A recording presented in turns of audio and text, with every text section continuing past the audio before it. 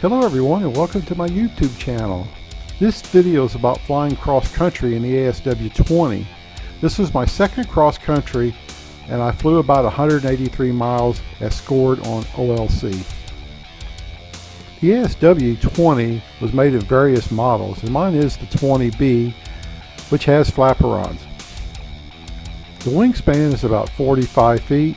Empty weight is roughly 500 pounds with a maximum gross weight of a little over 1,000 pounds. The stall speed is about 35 miles per hour, and typically I'll cruise between 60 and 100 miles per hour on a cross country. On the next image, that's the OLC flight, and that's to scale. And on the top right hand corner is TSA, and I flew to the left or west over to Stephenville, and that's about 80 miles. From there I went south as you go down to Hamilton, Texas, approximately 40 miles. The final leg was Hamilton, Texas, back to TSA. That was heading southeast, and that also was about 80 miles. It was just a really nice day to fly. Cumulus clouds were everywhere, and if you'll notice on that bar graph below, my flight averaged between 4,500 and 6,000 feet nearly the entire flight. Amazing. Anyway, I used a built-in GPS data logger and added to this video to get all these effects. On the bottom left-hand corner, that's ground speed, not airspeed, so don't get that confused. GPS can only calculate ground speed. At the top left-hand side, you see the flight, and that's actually to scale, and that little red triangle is the glider, so you can follow it during the flight. In the top left corner is your flight time. Top center is your compass heading. On the right hand side is your rate of climb indicator as measured in feet per minute. Bottom right hand corner is your altimeter. Alright, let's get ready for takeoff. You'll notice the tow plane is pulling the line tight. Wing runners on the right hand side holding the wings level. I'll move the rudder pedals to say I'm ready for takeoff. You'll notice I got the right hand on the control stick. My left hand is on the flap mechanism, and I adjust that as soon as I have aileron control at about 25 knots. I can adjust the flap setting to 0, and that's what we use for once we're airborne. Now there's a lot going on takeoff, and you have to be focused. You cannot let your eyes off that tow plane, and that means no distractions, nothing. You've got to keep that tow plane in sight, and if you don't have it in sight, you need to release immediately. That's what we're trained to do. And another thing we're trained for is once we're above 200 feet above the ground, that we can make a turn, release, and turn back and land downwind if we need to. That is absolutely part of your training, and it's something you'll learn, and you'll make it. Alright, in just a moment we're going to pull the release. You want to clear the area, use my left hand, pull the knob, release. I'm going to make a right hand ascending or climbing turn while the tow plane turns left and descends, so we can move as fast as possible apart. Typically after release I'll turn up the vario there so I can hear it. And one of the things I like to try to do, and we all do, is if we can release in a thermal, that's when we'll pull. Especially if we're lower to the ground, it can typically save us some money. And you'll notice I just put an air scoop over my window cutout, and that really saves me as far as the temp. When it's 100 degrees outside, oh man, that is such a nice thing. And you can get those online, and it will fit the 20. The air scoop you can get from Sporty's, and it's about 40 bucks, and you need the left hand one, and all that holds it in place is the air pressure on it. That's all you need. I'm using an OD2 flight computer, and it's powered by a 12-volt battery that's inside the glider. In addition, for navigation, I have a backup Nano 3 that runs on its own power system. And then if all that fails, I could still use an iPhone that I have a separate battery for and ready to use if I need it. Just a lot of backups, and if all that fails, then I've got a map. And isn't it amazing, the technology in maps today? It's just unbelievable. Just kidding. After release, I climbed out to over 5,000, and that just gave me a real warm, fuzzy feeling, I suppose. But anyway, I'm headed west now to Cleburne, which will be my first checkpoint, and from there we'll fly out to Stephenville, which is about 80 miles total, on the first leg anyway. So if you look at the flight in scale there, you'll see the red triangle, and it's headed west toward Cleburne and then on over to Stephenville.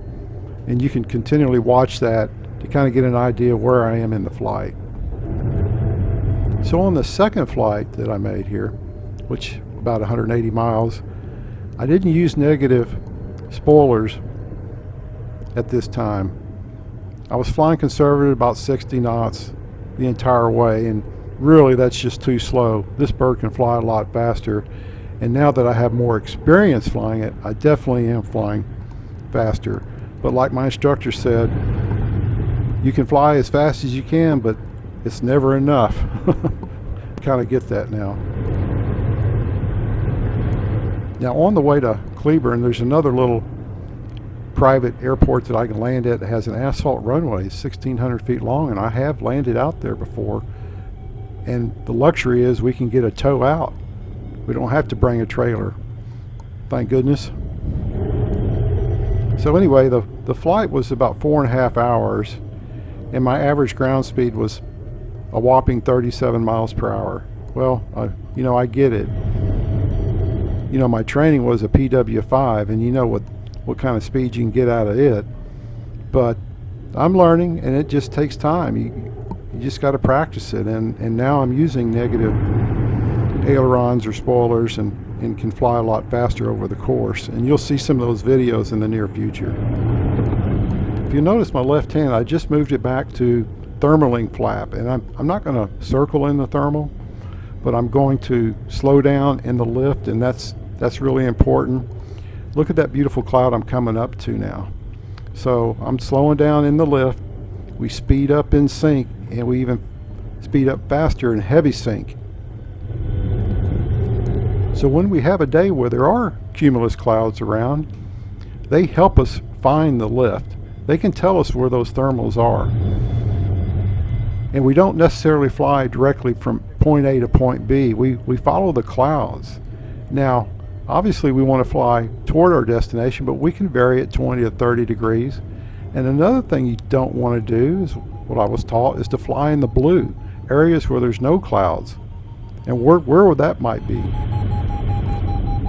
When the conditions are right, you might find blue areas over lakes. And I've looked at some satellite images, and it's amazing sometimes when it's just right, maybe when there's not much wind, you can see these blue areas on the satellite image.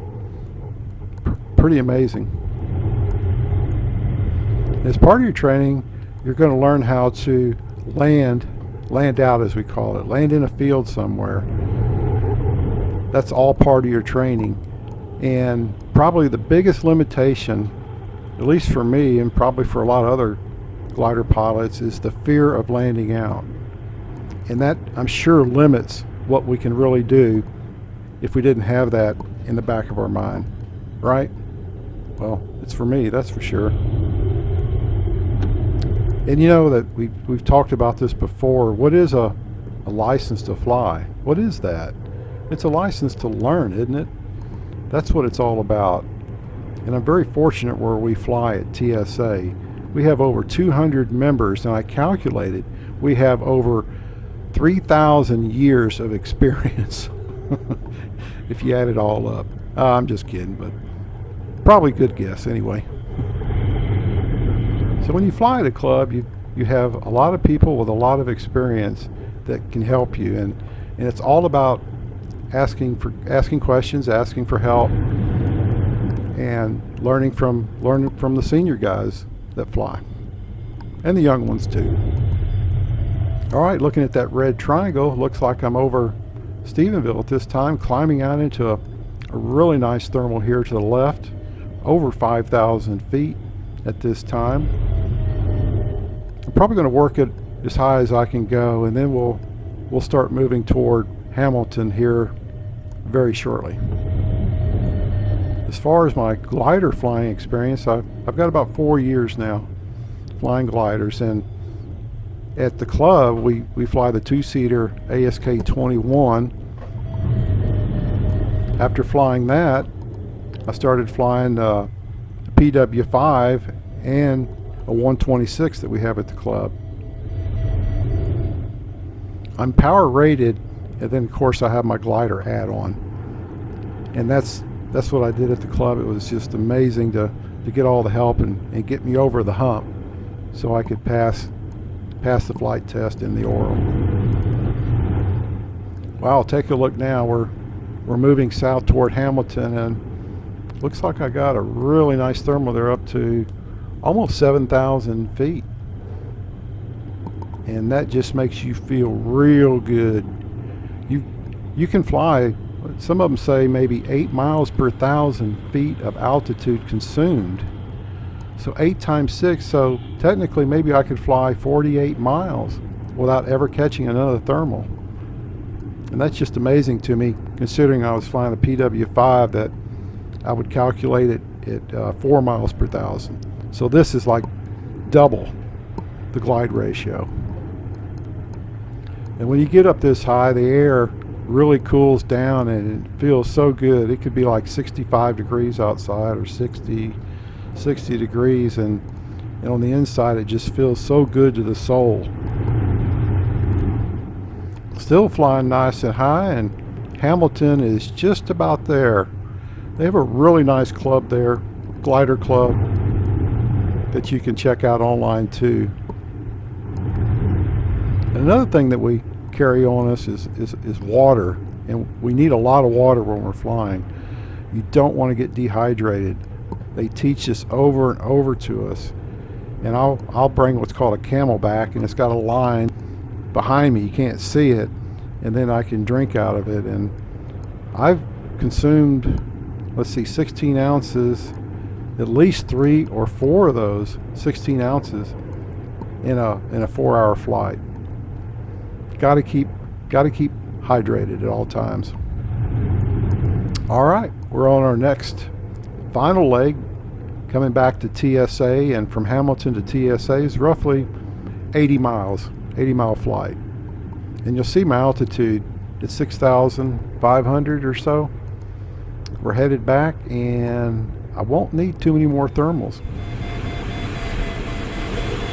Located a really nice thermal here, climbing to over 7,000 feet on my way back to TSA, and just an amazing day. What a wonderful experience. And I mean, obviously the view is tremendous. So one thing I'd be careful about is leaning over and falling out. Well, you know what I'm saying. So this was a 4.5 hour flight, and again, flying conservatively. I do know I could fly a lot faster, like I said, and my other videos you'll see that flight time. Well, at least I'll be flying faster over the ground than in this example. So the 20B has flapper on, so my left hand is holding the lever that can adjust the various flap settings, and when you put it in negative flap position, how does that allow you to fly faster? And it took a little bit of thought, but eventually my instructor said, well, guess what? It reduces the lift toward the outer wing section. Less lift means you can fly faster. So that's an easy way to maybe just try to figure it out. I mean, you can get a lot more complicated, but that's for a different video in a different year, and I'm not going to get into that. Okay, still real high up. It looks like we got about 40 miles to go. You can see that red triangle as we're moving closer to TSA, and I'm on final glide now. And what does that mean? Well, that just simply means I have enough altitude to make it back to TSA without any additional help with thermals. And that really gives you a warm fuzzy feeling. I can tell you that right now. I'm using an OD2 flight computer, and the guys at Fly Gliders know what I'm talking about. And it can help you calculate the final glide. And what we want to accomplish, if you can do it perfectly, is to arrive at the airport at least 1,000 feet above the ground. And that computer will help figure that out for you and tell you the best speed to fly as you're getting closer to your destination. Sometimes I get it right, sometimes I'm off, but usually I'm higher, so that's fine with me. I'd rather be conservative than trying to stretch it out. So the ASW-20 is made in various models. The B, the C, they've got extended wingtip ones, things like that. And they're just loved by all that fly it. It's a very docile flying machine. Just be careful, and you don't want to get into a situation where you're low and slow and put it into a spin. That can happen. And another thing nice about the ASW-20s, the manufacturer is still in business, Schleicher, so you can get parts for them. And people that buy these gliders, especially if they're in nice condition, will pay up more for an ASW glider than probably some of the others that are nice flyers, but they're just no longer in business, so parts can be much harder to find. Alright, at this time I'm back at TSA and definitely have altitude to spare, 2,700, and that's above sea level, not above the ground. We're about 600 feet above sea level, so you'd have to subtract about 600 feet. And now I'm coming into the IP, setting up for landing. This time I'm about 800 feet above the ground and working a left downwind for runway 18 at TSA. At this time I've put in some flaps for landing, and I pulled the spoilers on downwind, obviously to double check that they're working, but also to have a nice steady descent on the way to final approach at TSA. Alright, at this time let's just watch the remainder of the landing.